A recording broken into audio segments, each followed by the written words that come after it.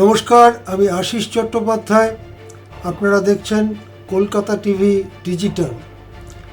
আজকে রাজ্য রাজনীতির একটি অত্যন্ত কৌতূহলোদ্দীপক একটি বিষয় নিয়ে আপনাদের সামনে কথা বলবো। আমরা দেখেছি যে ইতিমধ্যেই 21শে জুলাই শহীদ দিবস পালন করা নিয়ে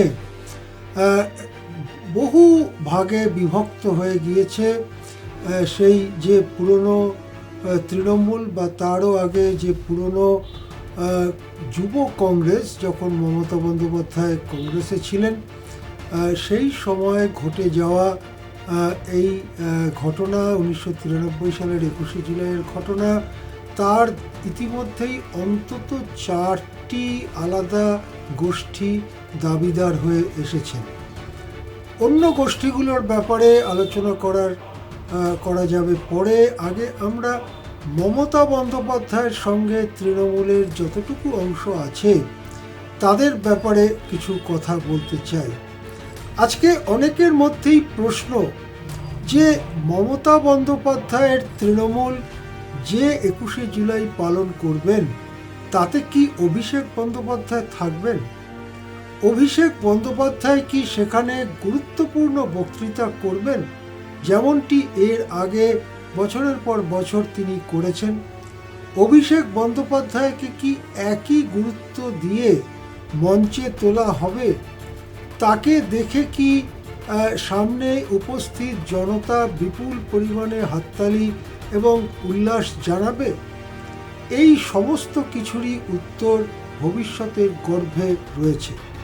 ভবিষ্যৎ মানে দূর ভবিষ্যৎ নয়, দিন চারেক বাদেই আমরা সেটা নিজের চোখে দেখতে পাব। কেন এই প্রশ্ন উঠছে? আজকে তৃণমূলের প্রায় সব, 2-5 জন ছাড়া প্রায় সব এমএলএ বিদ্রোহী শিবিরে গিয়ে নাম লিখিয়েছে। গুরুত্বপূর্ণ নেতা যেমন বীরভূমের কেষ্টমণ্ডল বা অনুব্রত মণ্ডল বা চন্দ্রিমা ভট্টাচার্য, যিনি পদত্যাগ করার সময় রাজ্য তৃণমূলের সভানেত্রী ছিলেন, এই রকম গুরুত্বপূর্ণ নেতা, এমনকি মনীশ গুপ্ত, যাকে আমলা থেকে আমলার জীবন শেষ হওয়ার পরে তাকে এমএলএ, মন্ত্রী, সাংসদ করেছিলেন মমতা বন্দ্যোপাধ্যায়, এই ধরনের গুরুত্বপূর্ণ নেতারা একে একে মমতাপন্থী তৃণমূলের সঙ্গ ছাড়ছেন এবং এরা সবাই প্রায় একমত হয়ে এইটা বলছেন যে তাদের এই যে তৃণমূল ত্যাগ বা মমতাপন্থী তৃণমূল ত্যাগ, তার মূল কারণ হচ্ছে অভিষেক বন্দ্যোপাধ্যায়।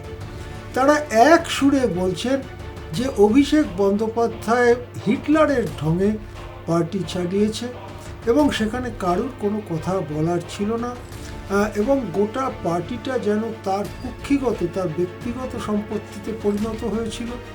এই ধরনের কথা সবাই বলছে। এদের মধ্যে অনেকেই অবশ্য বলছেন যে মমতা বন্দ্যোপাধ্যায়কে তারা নেত্রী বলে মানেন।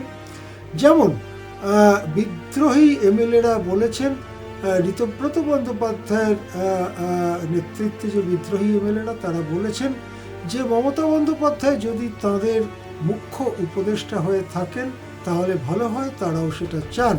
সুতরাং দেখা যাচ্ছে যে সমস্ত দলত্যাগীরা, তৃণমূল ত্যাগীরা, তাদের প্রায় সবারই এক কথা যে অভিষেক বন্দ্যোপাধ্যায় এবং তার ডেকে আনা ওই আইপ্যাক, তার জন্যই তৃণমূলের আজকে এই ভয়ঙ্কর অবস্থা বা ভরাডুবি হয়েছে।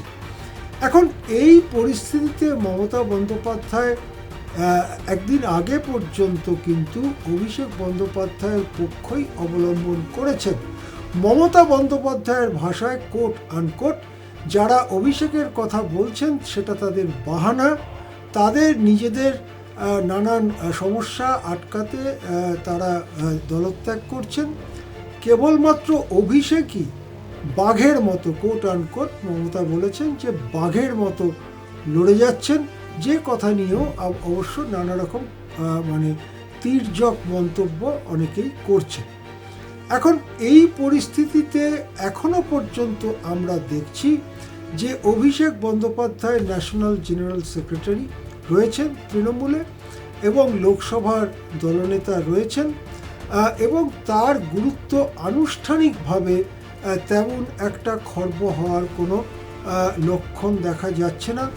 যদিও ন্যাশনাল ওয়ার্কিং কমিটিতে আরও দু একজনকে সহ সাধারণ সম্পাদক ধরনের পদ দেওয়া হয়েছে, কিন্তু তাতে অভিষেকের যে পদ বা অভিষেকের যে স্থান পার্টিতে তার কোনো এদিক ওদিক হওয়ার লক্ষণ দেখা যাচ্ছে না।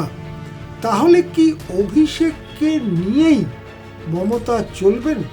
এবং সেই অভিষেককে কেন্দ্র করে যাহা এত মানুষের যখন ক্ষোভ, গোটা পার্টিটার যখন ক্ষোভ, তখনও কি অভিষেককে ছাড়তে পারবেন না স্নেহময়ী মমতা বন্দ্যোপাধ্যায়? তাই যদি হয়, অভিষেক ছাড়া যদি মমতা বন্দ্যোপাধ্যায়ের পার্টি না চলে এবং সেই কারণে যদি প্রায় সবাই মমতা বন্দ্যোপাধ্যায় যাদেরকে গড়ে তুলেছেন, যাদেরকে নানান পদে বসিয়েছেন, যাদেরকে খ্যাতি দিয়েছেন, যাদেরকে সব দিক থেকে সাহায্য করেছেন, সেই সবাই যদি মমতাকে ছেড়ে যান, তাহলে শেষ পর্যন্ত মমতার অভিষেক কি মমতার অভিশাপে পরিণত হবে? গুরুতর প্রশ্ন। আমাদের চোখ রাখতে হবে 21শে জুলাইয়ের মঞ্চের দিকে, মমতার মঞ্চের দিকে, এবং সেখানে অভিষেক কতটা গুরুত্ব নিয়ে বিচরণ করেন সেই দিকে। নমস্কার, দেখতে থাকুন কলকাতা টিভি ডিজিটাল।